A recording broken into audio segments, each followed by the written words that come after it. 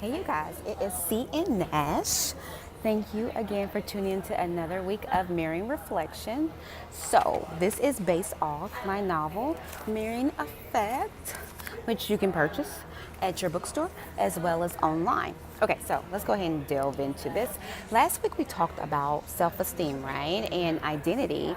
And I wanted to actually continue that. We're going to talk about a little bit different, something a little bit different, but it's still, I feel, connected to self esteem. And today I want to talk about mean girls. Like, what are mean girls? How does one become a mean girl? And how to deal with a mean girl. So, interesting backdrop to the book is one question I always get asked is, well, what inspired you to write Mirror and Effect? And I'll be honest, like the concept was actually derived from me being in grad school and dealing with these like so-called adults and their interactions. And I remember one day just like looking up and I was just like, where are we? Because this really reminds me of high school, and dealing with passive aggression. And so that's how the premise started, but then of course it evolved into what you're seeing now. But that's a topic that we still have to deal with in the book. Desi has to deal with mean girls, both directly and indirectly. So, like, what do you guys think when you hear mean girl? Unfortunately, I feel like in this day and age, at this point, we have all been exposed to a mean girl, right? Or we know of a mean girl. And let's be real, if you have never been exposed to a mean girl, chances are you're either A, fortunate, or B, you're the mean girl. And I say that not to judge, no judgment. I think we've all at some point have the capacity to be a mean girl. I will even confess I've been a mean girl. Not my proudest moments, but hey, you live and you learn. But it's just something that, it's just another topic that I want to put on the table. And I want you guys to feel comfortable talking about it because it's something I feel like we have to do even as adults. We still deal with, mean girls. So, what is the definition of a mean girl? So, in a nutshell, I would like to define it as think of someone who is so overwhelmed, y'all, by their feelings. And the feelings can be a result of having to deal with issues, circumstances, or maybe even past trauma for whatever reason. And they don't have control over those situations, or definitely like if it's happened in the past, they definitely can't go back and undo that event. And so because they're faced with like this lack of control, they choose, and I put emphasis on this word though, they choose to select or identify a new situation or circumstance or a person. And for the sake of this video, we'll call these people targets. They will choose to identify these targets and they will displace as in they will choose to dump all of their overwhelming feelings onto this situation or person, because they're unable to deal and cope with those feelings. They're like, oh, hey, let me just, pass it on to you. So I know, right? Glorious. But yeah, so now the reason why a person becomes a mean girl, which is such a loaded question, even as a therapist, my experience, it's an array of reasons, and I can give you some examples. It could be that they're experiencing things, in their home life that they're struggling with. Maybe their parents are getting divorced. Maybe their parents are in high conflict all the time. Or maybe there's like a death in the family. Or, maybe they're having to deal with pressures at work or school or whatever, and these are just examples. And I give these examples not to justify or excuse their behaviors, but also not to judge or condemn them, for whatever reason that they decide to be mean to someone else. I'm a firm believer, like, who am I to validate or invalidate someone's experience and the things that they go through? Again, I'm never going to condone the behavior, but I'm never going to condemn them and place judgment on them. So, let's see. If you find that you are victim of a mean girl, before we get into how to deal with a mean girl, one thing I have found, this may be kind of news to you guys, a lot of times mean girls choose their targets because they're actually intimidated by them, believe that or not, right? A lot of times they see something in that other person that they envy or jealous of. And instead of like complimenting them on, that trait, they ridicule them for it. May not make a lick of sense, but this has just been my experience of what I've dealt with. And so by doing so, like if you find yourself to be a mean girl, and again, no judgment, let it out, be open, be honest with yourself. In fact, I wrote my novels not just to tell a story, but I wanted to create characters that we can all relate to.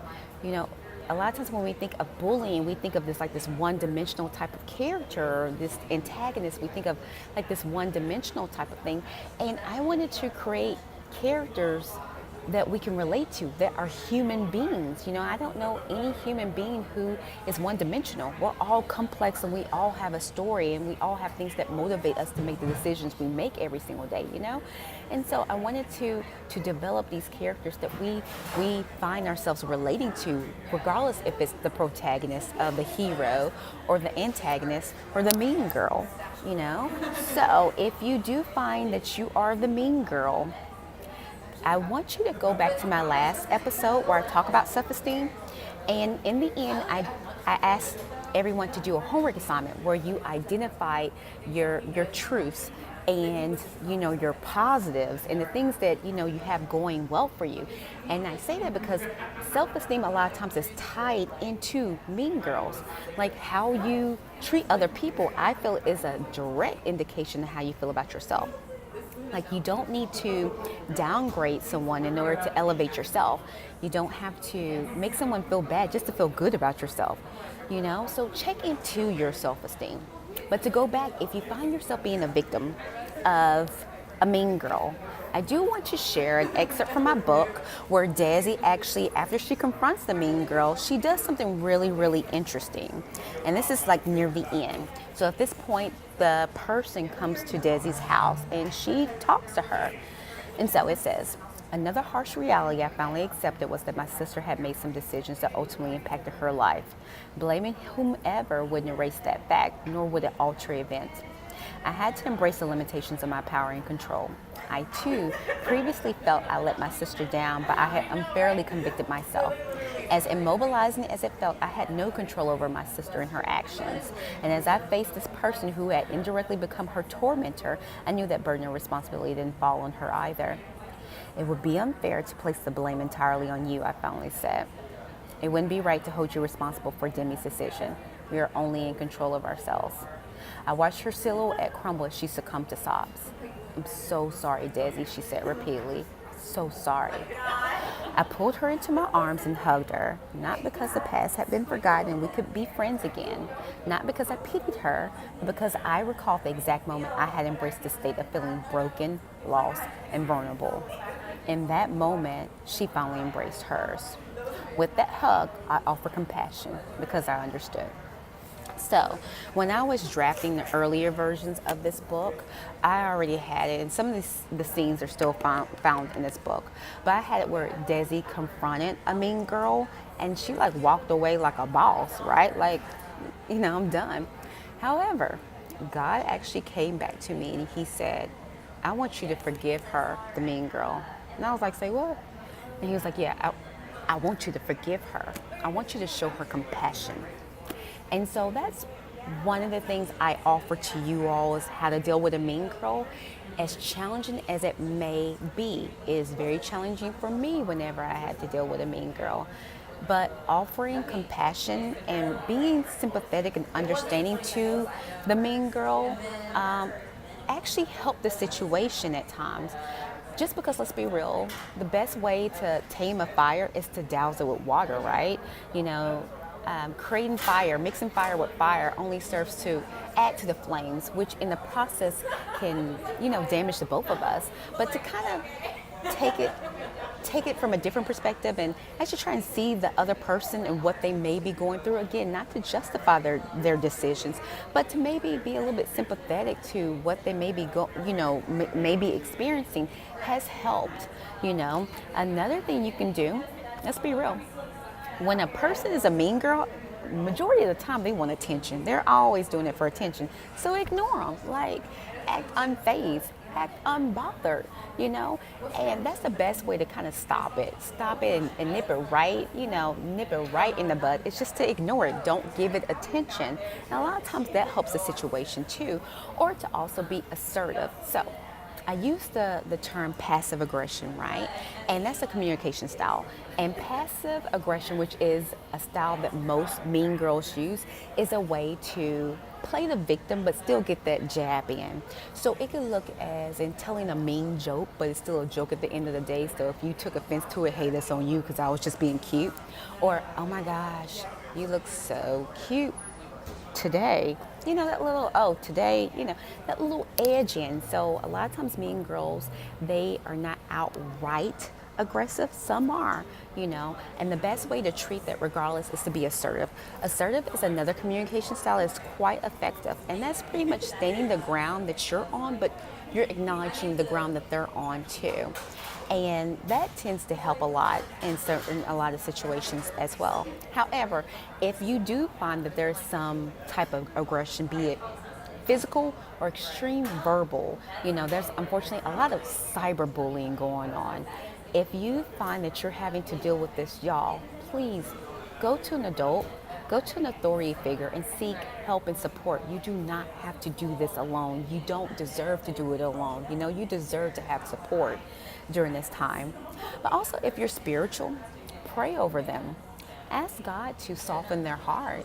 At the same time, ask God to maybe, in my case, hold your mouth. Like, Lord, please hold my mouth so that I don't reduce myself to their level. And praying to God that He will give you wisdom and discernment and give you an opportunity to show them, what, a person of character, this is how you should treat people. In fact, a lot of times mean girls target the people they choose because they're actually envious of them or they see something in them that they like. So yeah. But last but not least, if you find yourself a victim of a mean girl, y'all stay true to you. Stay fabulous, okay?